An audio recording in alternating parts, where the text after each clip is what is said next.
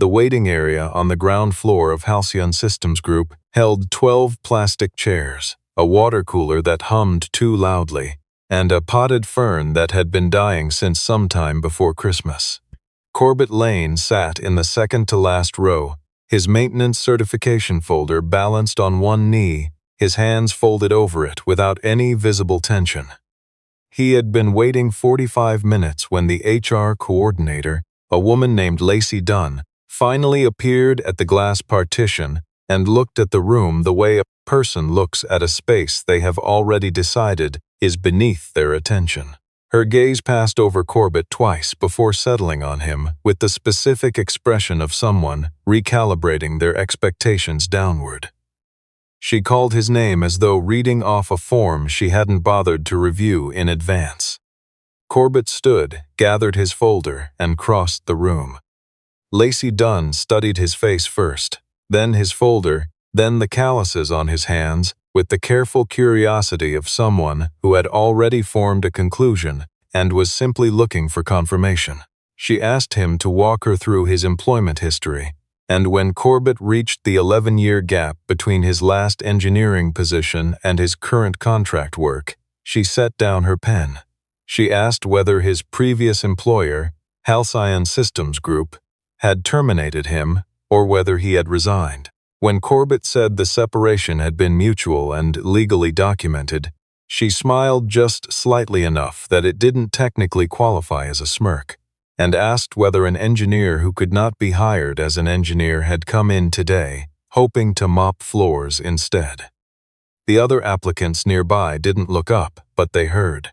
A man near the window shifted in his chair. A young woman across the aisle studied her phone with sudden great concentration. Corbett had spent the bus ride over preparing for exactly this moment. He had told himself on the 40-minute commute from the apartment he shared with his daughter that whatever happened inside this building today did not change anything about what waited for him at home. Juniper, 10 years old and already too perceptive for her own comfort, had packed his lunch that morning, before he'd had a chance to say there was no point in it. A sandwich in a paper bag with a note written in her deliberate, old-fashioned handwriting. "Good luck, not that you need it." She had pressed the bag into his hands at the door the same way she did everything, quietly, without making a production of it. And he had carried it onto the bus without trusting himself to say much in return. He thought of that note while Lacey waited for his answer. He told her he held current certifications in HVAC systems, electrical safety compliance, and industrial facilities management. He said he was available for nights and available immediately. He did not respond to the question about mopping floors. Instead, he glanced briefly at the ventilation panel along the near wall, where a faint vibration was audible beneath the hum of the water cooler, and mentioned that the air handling unit for this wing appeared to be cycling short, typically a clogged return filter or a failing capacitor, and that someone should log it before the unit failed over the weekend. Lacey told him to wait in the last row. His application reached the 47th floor at 9:22 in the morning. Imogen Hartwell had inherited the company 8 months earlier, stepping into a chair still warmed by grief. Her father, Bernard Hartwell, had founded Halcyon Systems Group 31 years ago in a rented office with second-hand equipment and a single contract to monitor one county's water treatment facility. By the time he died, the company managed critical infrastructure systems for 11 municipalities across 4 states. The chair he left behind was the most expensive piece of furniture Imogen had ever sat in and the least comfortable thing she had ever occupied.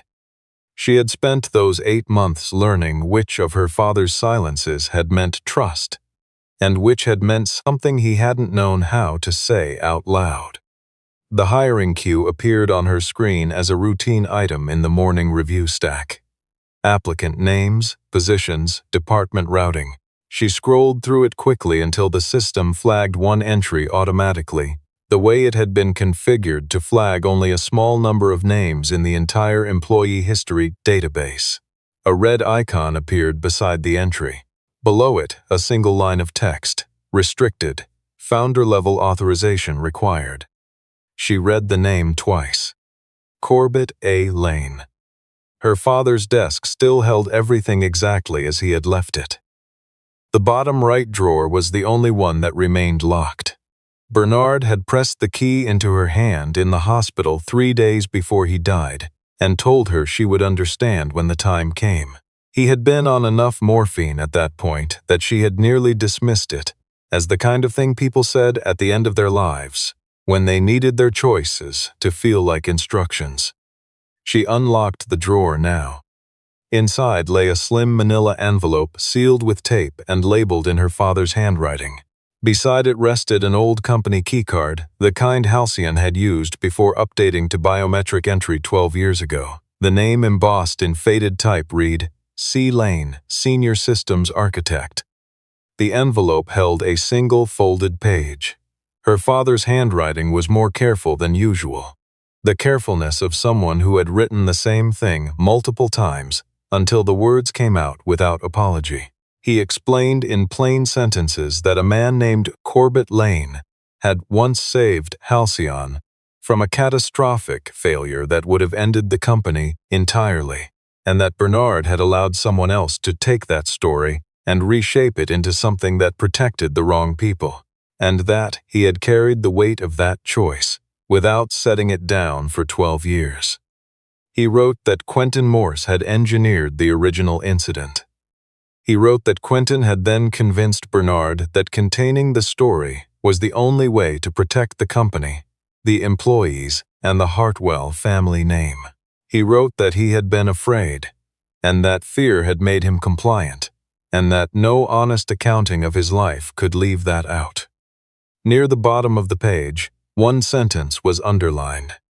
If Corbett Laine ever comes back, make sure you speak to him before Quentin knows he is there.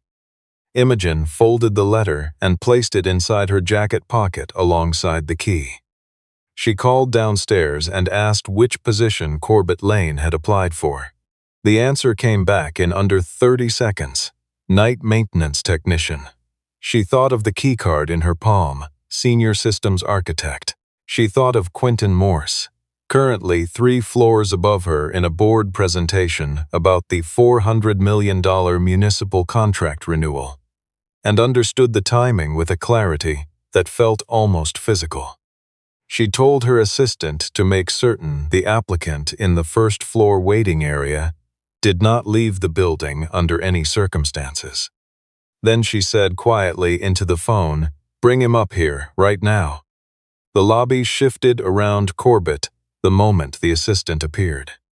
Lacey Dunn had been mid-sentence about restricted access protocols when the assistant, composed but visibly working at it, announced that the chief executive wished to see the applicant in the first floor waiting area immediately and personally. Lacey's mouth closed. The 2 applicants near the window exchanged a glance containing an entire silent conversation. Corbett did not react with surprise. He picked up his folder and asked if he should bring it with him. In the elevator, the assistant asked whether he had ever visited the executive floor before. Corbett said the executive floor hadn't existed when he used to work in the building. The elevator now went up 6 additional stories. He watched his reflection in the polished doors and noted without remarking on it that the building directory showed a facilities operations center on the 31st floor, which used to house secondary server infrastructure. He noted the cable conduit housings near the elevator ceiling and the positioning of the backup lighting sensors, slightly too far from the emergency exits to meet current code. He filed these details the way he had always filed things, quietly, without announcing them. The value of noticing something did not depend on whether anyone knew you had done it. He was not angry at the building. He had stopped being angry at buildings a long time ago. Quentin Morse was already in the executive corridor when the elevator doors opened. He stood near the hallway entrance with the particular ease of a man who had spent 3 decades learning to occupy rooms so completely that other people forgot entry was possible without his permission. He looked at Corbett with the expression of someone confronting a problem he believed he had already solved. He said, with a gentleness that contained a great deal of its opposite, that this visit was a mistake, and that whatever Corbett imagined he was walking into, the company's legal position had not changed in 12 years, and neither had its tolerance for people who wanted to relitigate what had already been settled. Corbett looked at him steadily. He said he wasn't there to relitigate anything. He said someone on the 47th floor had asked to see him, and he intended to honor that request, and that everything else Quentin wished to discuss could go through the appropriate channels. He walked past Quentin Morse without another word. Imogen Hartwell was standing when he entered the office. She was younger than he had expected, early 30s, composed in the way that people become composed when they are managing something heavier than anyone around them realizes. And she looked at him with a directness that he recognized as the kind that followed reading something that had rearranged everything you thought you knew before 9 a.m. She set the old keycard on the desk between them. C. Laine, Senior Systems Architect. She asked him to sit. She asked him why a senior systems architect who had once worked at this company was applying for the night maintenance crew. Corbett sat down. He told her that the market did not much care about a person's previous work when their file carried a termination flag, a non-disclosure agreement they couldn't discuss, and an 11-year gap where references should have been. He said he had certifications, he had availability, and he had a daughter at home who needed consistent health coverage, and the night shift left him free during the hours she needed him most. Imogen studied him. She asked whether he had ever tried to challenge the termination record through legal channels. Corbett said that a man in his position did not generally win against a company with a legal team on retainer, and that the people he had most wanted to protect had never been himself. He began his probationary period under the supervision of a woman named Sylvie Chow, who had managed Halcyon's facilities team for 16 years, and who possessed the specific quality of a person who had long since learned to judge by what people did rather than what they said about themselves. She walked him through the service routes on his first night with the brisk efficiency of someone who had given the same orientation enough times to reduce it to its essential parts. Corbett completed every assigned task and then worked forward through tasks she hadn't assigned yet. He noted that the basement-level pump relay panels had been serviced recently, but incorrectly. The thermal coupling replaced with a component rated below specification. He noted that 3 secondary circuit breakers on the western grid showed stress marks consistent with repeated overloading. He wrote it all down: panel numbers, part serial numbers, the name of the vendor, whose label appeared on the undersized component. The floor supervisor told him to log it and continue his rounds. Every night before his shift started, he called Juniper. She was staying with his neighbor, Mrs. Adeyemi, during the overnight hours, and she had informed Corbett in her precise and serious way that she was perfectly fine and that he did not need to call every single night. He called every single night. She asked once what his new job actually involved, and he told her he was helping people see problems before those problems grew serious enough to cause real harm. It was close enough to accurate that it didn't weigh on him to say it. Those calls were the thing he brought back into the building with him each evening, the thing that kept the small cruelties, the day-shift engineers who referred to him as the overqualified janitor just loudly enough to carry down the hall. The coffee cups deliberately left on surfaces he had just cleaned, small enough to walk past without breaking stride. Sylvie noticed all of it. She said nothing to Corbett directly. She began assigning him the technical tasks her other staff couldn't resolve without calling the contracted service vendors, and she started keeping her own copy of his written reports. On his ninth night, while servicing the control infrastructure on the 22nd floor, Corbett found something that made him stop entirely. The environmental monitoring units installed along the main corridor were newer than the surrounding hardware, but their vendor code belonged to a supplier that Halcyon had formally blacklisted 3 years earlier for providing counterfeit components to a water treatment facility in Ohio. Beyond that, the installation date logged for the units preceded the date the product had existed commercially by 3 months. A discrepancy invisible unless someone knew both the documentation system and the product timeline. He sat with that for a while in the maintenance corridor, listening to the hum of systems he had once helped design, and thought carefully about what to do next. He went to Sylvie. She listened without interrupting, which he had already learned was her specific form of respect. She told him she believed him because every technical concern he had raised in 9 days had turned out to be accurate, and that she wanted to help him document it properly before either of them took it anywhere. It couldn't be walked back. They built the picture carefully over the following 2 weeks.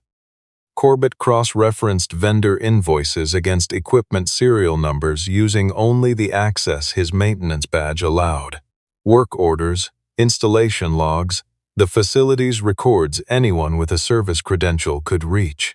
What emerged was consistent and methodical.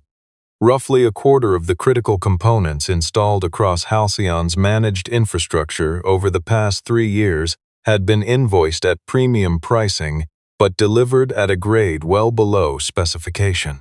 The vendor contracts, traced through 2 intermediary layers, resolved eventually to a holding company, registered in Delaware under a name that connected to nothing, obviously affiliated with Halcyon Systems Group. Corbett organized his documentation the way he had once organized emergency response protocols, labeled, cross-referenced, dated, nothing included that couldn't be independently verified.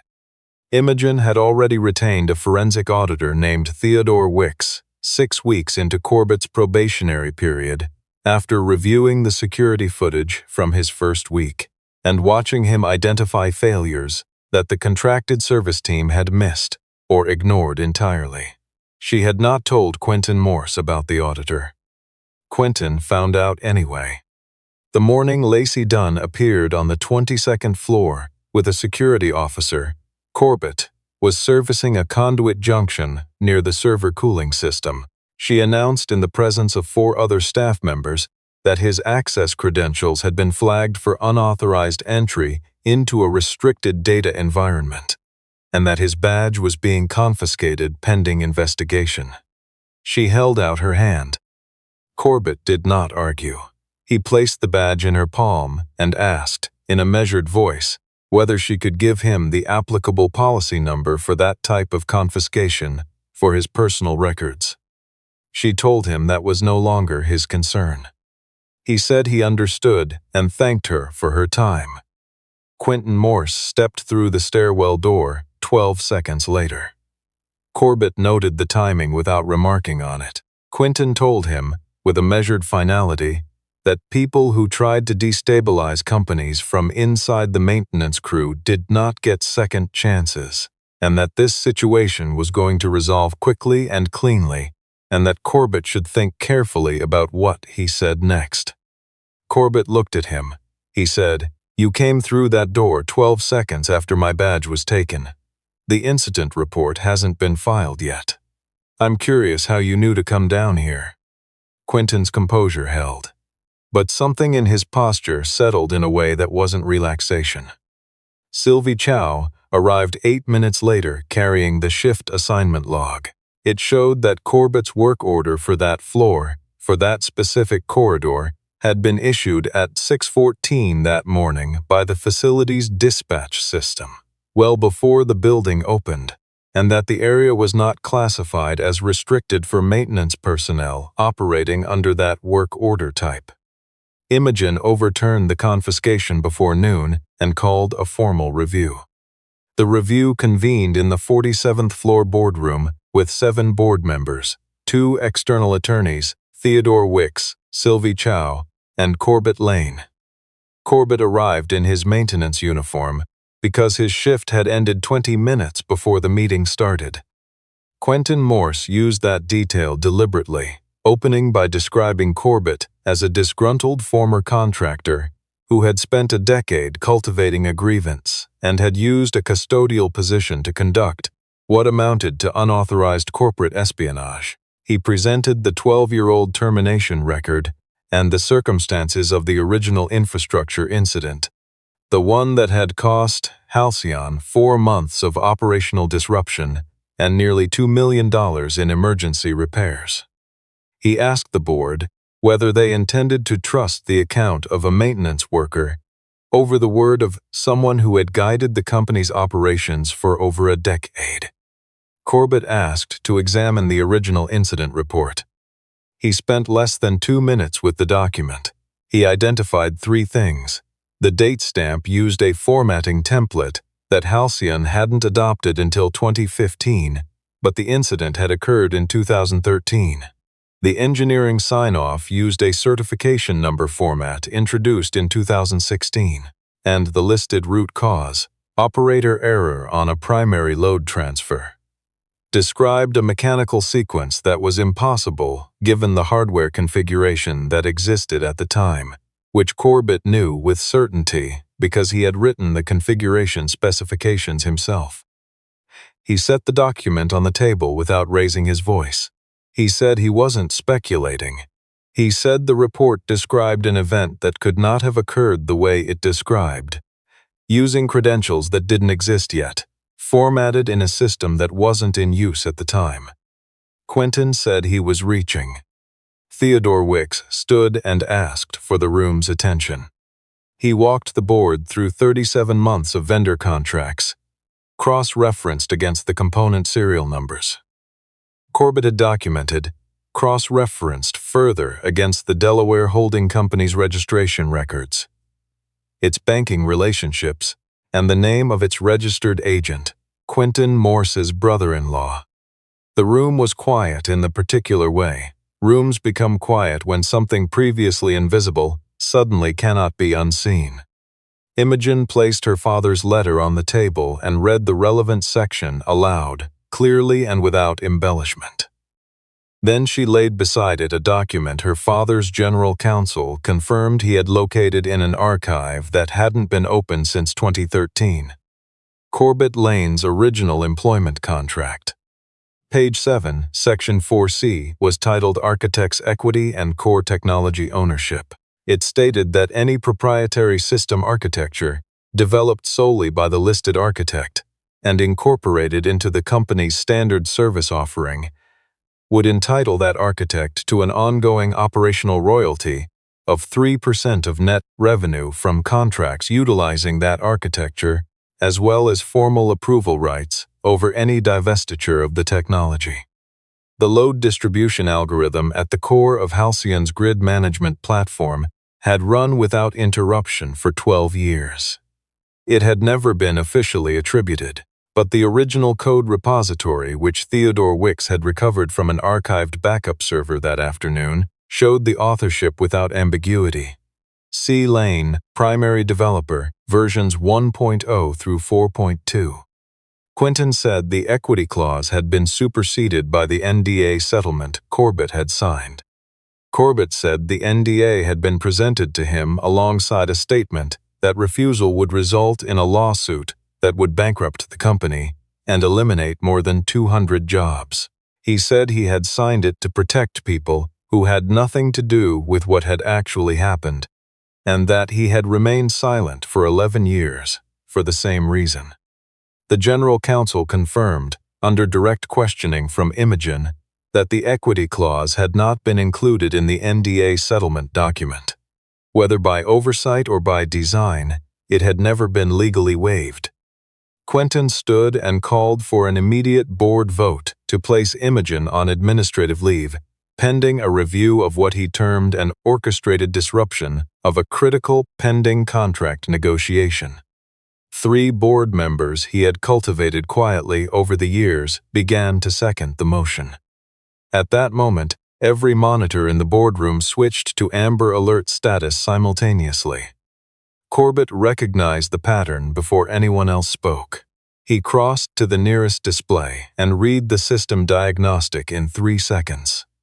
The primary load distribution node for the municipal grid demonstration was showing a cascade failure in progress. The presentation to the City Council was scheduled for that afternoon, the $400 million contract renewal. If the node failed, it would take the live demonstration system down in a manner that would appear, to any external observer, as evidence that Halcyon's infrastructure could not be trusted. He understood immediately that the timing was not coincidental. He told the room they had approximately 9 minutes before the cascade reached the point of no return. He said there was a manual failover channel built into the original system architecture that had never been removed, located on level B2 of the facility, and that if someone authorized him to access it, he could stop the failure. Quentin said he was manufacturing panic to delay the vote. Imogen looked at Corbett for 2 seconds. Then she picked up her phone and authorized emergency technical access under her executive credentials. Corbett did not treat the next 9 minutes as a performance. He organized them like a team procedure. He assigned Sylvie the radio relay between floors, Theodore the emergency data backup to the independent server, and 2 of the building's technical staff to the physical cable isolation points he identified by panel number and location from memory alone. He was calm in the way that people become calm after years of maintaining things alone at midnight with no one watching, when panic was never an option because there was no one else to pick up the slack. The failover channel he had engineered into version 1.1 of the load distribution architecture was still live on the B2 network switch because no one at Halcyon had ever fully understood it well enough to remove it. He activated the bypass with 38 seconds remaining and watched the system status return to green across every monitor in the building. The activity log Theodore secured in those final seconds showed the command that had initiated the cascade failure. Approved from Quentin Morse's executive account at 6:47 that morning, before Lacey Dunn had appeared on the 22nd floor, before the board meeting had been formally convened. When Corbett walked back into the boardroom, no one was looking at his uniform. Imogen waited until the room settled. Then she said, to no one in particular and to everyone, "He just kept this company from losing a $400 million contract, the same way he kept it from losing everything 12 years ago. And the same person arranged both crises." The motion to place Imogen on administrative leave did not proceed to a vote. Quentin Morse was escorted to his office and instructed to wait for legal counsel. He passed Corbett in the corridor without speaking. For a moment it seemed as though he intended to say something. He didn't. The board asked Corbett that evening whether he intended to exercise the rights in the architect's equity clause to block the municipal contract or future company divestitures. He said he did not. He told them he had 3 conditions before any restructuring of his standing could move forward. The first was that Quentin Morse's removal be permanent and that every service contract tied to the Delaware holding company be terminated immediately and independently rebid through a transparent process. The second was that Halcyon's official employment records formally correct the 2013 incident attribution, not for Corbett's sake alone, but for the records of 2 other engineers who had been collaterally flagged in the falsified original report and had spent a decade carrying termination marks that had cost them work they had earned and deserved. The third was that Sylvie Chow be appointed to a newly formed Facilities Standards Committee with a formal seat and a real vote, because the people who maintained this building after midnight understood things about its actual condition that no one on the 47th floor had ever thought to ask them. A board member asked why he wasn't requesting financial compensation. He had left substantial royalties uncollected for over a decade.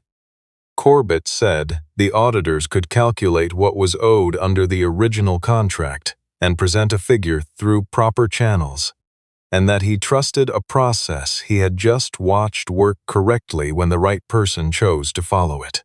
He said that authority built on leverage tended not to outlast the person holding it, and that he had no interest in becoming the kind of person who required leverage to be treated like a human being. The board accepted every condition without objection. Imogen offered him a position before the meeting formally adjourned. Director of Systems Integrity, a role built from scratch around what she had watched him do across 9 nights on the maintenance crew. He said he would answer in the morning. He went downstairs and finished the last hour of his shift. Imogen found him at 11:45 p.m. in the East Wing corridor, completing a repair on a utility panel he had flagged 3 nights earlier for a degraded grounding connection. The panel was now closed, labeled, and clean. She asked why he had come back down. He said a job didn't stop being worth doing because the person doing it no longer needed the paycheck. He said he had learned that during his first year at this company, cleaning this same corridor on the overnight rotation, and that nothing that had happened since had given him a reason to revise it. Imogen stood in the corridor for a moment. Then she noticed a paper cup someone had left on the sill of the fire door, walked to the end of the hall, and placed it in the recycling bin. She did it without glancing around to see whether anyone was watching. It was a small gesture, but it was the first evidence Corbett had seen that she wanted to change the company itself rather than simply repair its reputation, and he recognized the difference. He accepted the position the following morning. He told Juniper the full story 2 months later on a Saturday afternoon, sitting at the kitchen table, with her packed lunch between them, because she had met at before he had a chance to explain that he no longer left for work at night. She listened to all of it without interrupting. When he finished, she was quiet for a moment, and then she asked whether the people who had been unkind to him got in trouble. He said yes. She asked if he was the one who made that happen.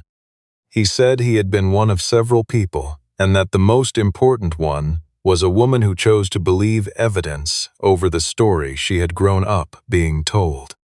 Juniper thought about this in her careful way. She said that seemed fair. Then she pushed the paper bag across the table toward him anyway. That afternoon, Halcyon Systems Group released a public statement correcting 3 historical incident records and formally acknowledging the contributions of the company's original senior systems architect to the infrastructure platform that had protected 11 municipalities for over a decade. The statement named Corbett Laine clearly and without qualification. He read it on his phone while Juniper finished her homework across the table. He did not show it to her. She would find it eventually on her own, and when she did, she would understand it without needing him to explain what it meant. Because she already understood the way she had always understood things before he got around to telling her. That had always been enough.